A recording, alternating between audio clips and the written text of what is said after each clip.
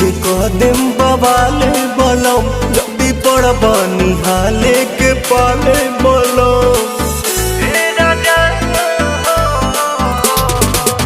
आँखी में हमारा जे आवे देबे आंसू खालिम जहरिया ए पवन प्रियांशु।